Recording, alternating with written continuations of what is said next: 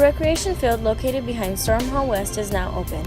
The field includes turf and LED lighting and accommodates soccer, field hockey, and football. Scripps Cottage has been renovated to include an accessible bathroom and to be more accommodating to event needs.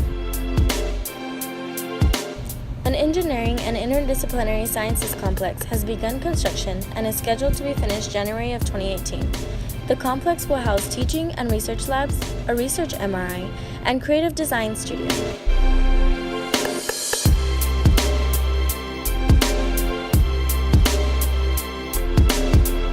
The residence hall will house 600 students who will have access to roof terrace space and a variety of programs.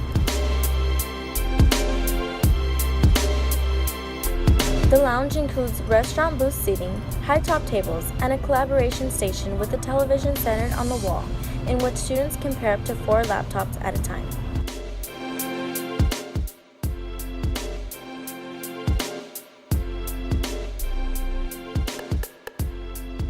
Total construction of current projects are scheduled to be finished by January of 2018. For the Daily Aztec, my name is Jasmine Bermudez.